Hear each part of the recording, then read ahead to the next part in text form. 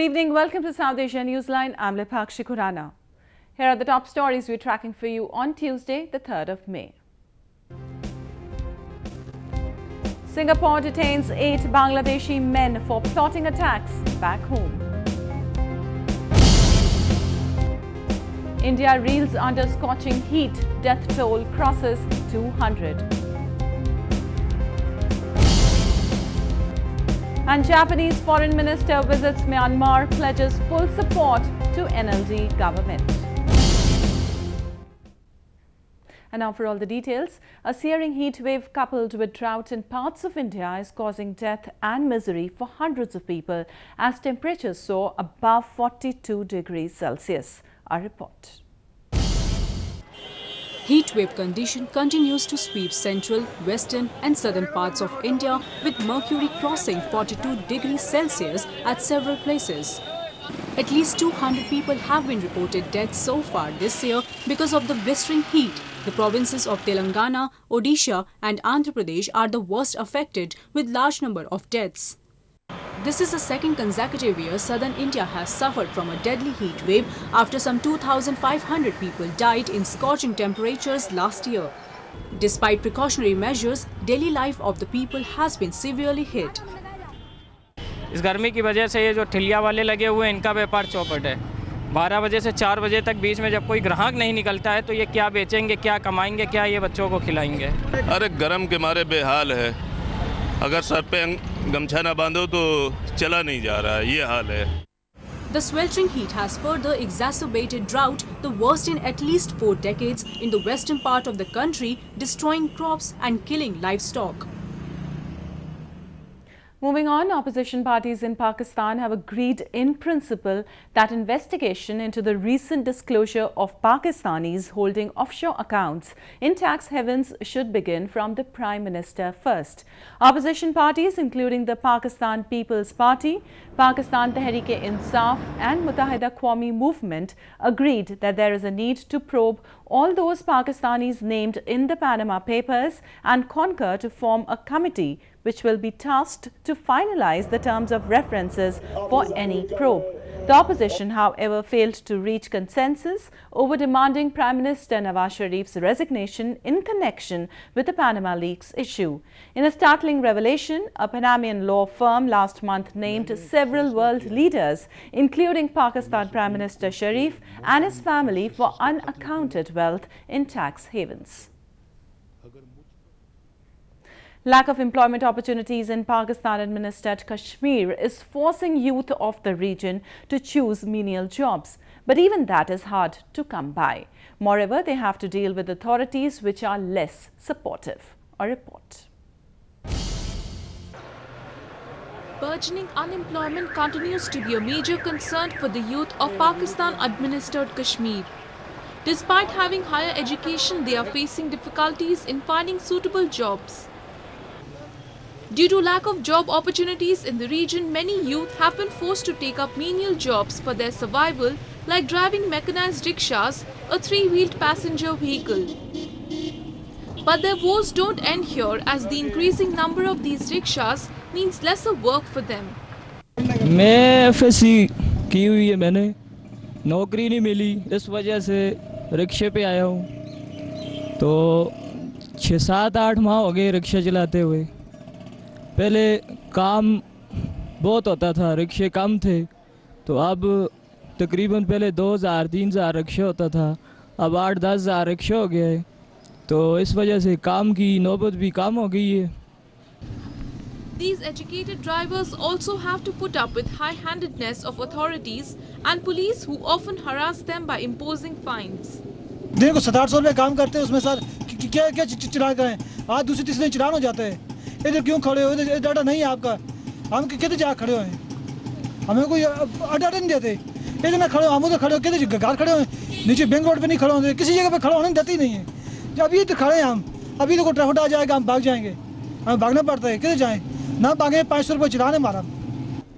Pakistan-administered Kashmir, a part of the erstwhile princely state of India's Jammu and Kashmir, was illegally occupied by Pakistan about 7 decades ago. It ranks among the poorest and underdeveloped region in the country, and people continue to reel under poverty. Moving on to news from Bangladesh, the International War Crimes Tribunal in Dhaka on Tuesday handed death penalty to 3 men and life imprisonment till death to one for committing crimes against humanity during the Bangladesh Liberation War of 1971. While 3 of them are on the run, one who is handed life imprisonment is currently lodged in jail. 7 charges were brought against them, including mass killing, murder, confinement, torture, arson and loot committed in their locality in 1971. Bangladesh, which was earlier known as East Pakistan, emerged as independent country in 1971 after fighting a 9-month-long civil war. The Pakistan Army and its local collaborators had unleashed large-scale violence during the period, resulting in the death of some 3 million people. Meanwhile, Singapore Interior Ministry has announced that authorities have detained 8 Bangladeshi men who were planning terror attacks back home. These men, who call their group Islamic State in Bangladesh, wanted to join terror group Islamic State in Iraq and Syria. But unable to do so, these men, who were working in Singapore, decided on returning to Bangladesh to topple the government through violent means and set up an Islamic State. The Singaporean authorities have also released their list of targets, which includes members of security forces of Bangladesh, ministers, government servants, media personnel and members of the minority communities.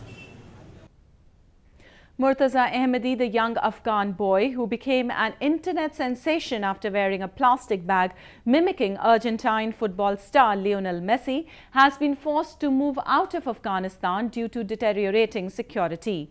He, along with his family, has moved to Pakistan, hoping for a better life. The arguably biggest and youngest fan of Lionel Messi, 5-year-old Murtaza Ahmadi, has been forced to abandon Afghanistan months after he shot to fame for donning a plastic-bagged Messi jersey.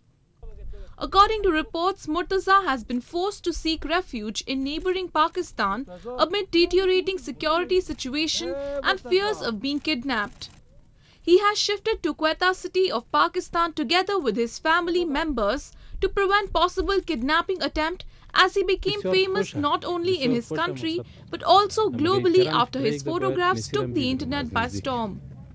Murtaza, who hails from Ghazni province in rural Afghanistan, became an internet sensation when a picture of him wearing a makeshift Messi shirt went viral. As a consequence, he received a package of Argentine and Barcelona jersey along with the ball from and autographed by football star Messi himself. A year after the deadly earthquake that destroyed life and property in Nepal, rehabilitation measures are moving at a slow pace. The family of a 2-day-old baby who miraculously survived the quake awaits support to reconstruct their flattened home. Ayush Chetri was just 2 days old when his house crashed down in the earthquake that hit Nepal in April 2015. Nearly 9,000 people were killed in the calamity and over 22,000 injured. Ayush and his family miraculously survived, but a year later, they are still living in temporary shelters with tarpaulin roofs. The family survives by breeding and selling livestock. They don't have money to rebuild their home and are yet to receive government aid for rehabilitation. The family is burdened with debts, as well as loans taken to travel to Qatar to find jobs in manual labor, a common story in Nepal where nearly 10% of the population works abroad.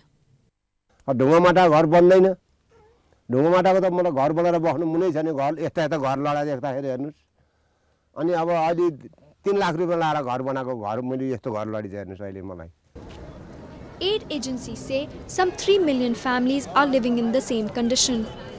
Foreign donors had pledged 4.1 billion for reconstruction, but rebuilding has been delayed in the Himalayan country due to internal political upheaval.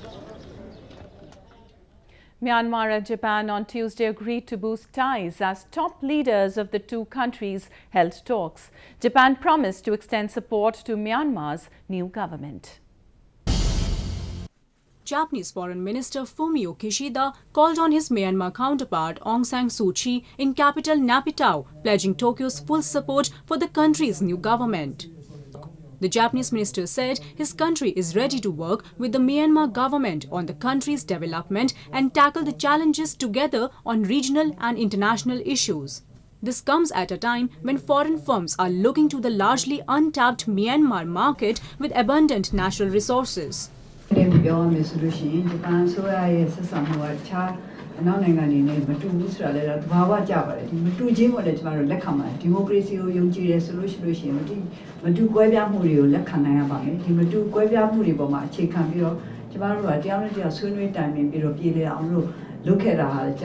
Japan has reportedly put aside more than $910 million in loans and grants as development assistance, which is likely to be finalized in a month.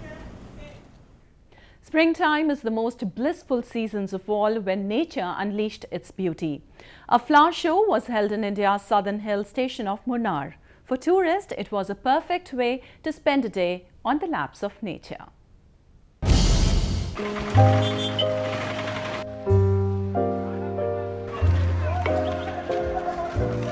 Tourists throng the Munnar flower show to enjoy the colourful beauty and tranquility of nature. Situated at the confluence of three mountain streams, Munnar is a prominent tourist destination in India's Kerala province.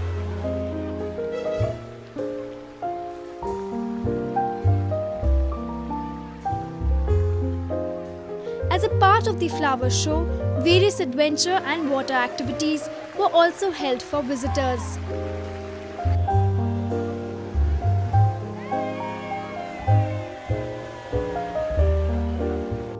Munnar is known as the land of tea and spices as it is famous for tea plantation and varied flora and fauna.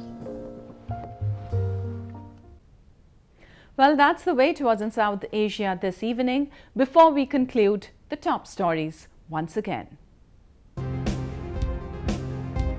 Singapore detains 8 Bangladeshi men for plotting attacks back home. India reels under scorching heat, death toll crosses 200. And Japanese Foreign Minister visits Myanmar, pledges full support to NLD government.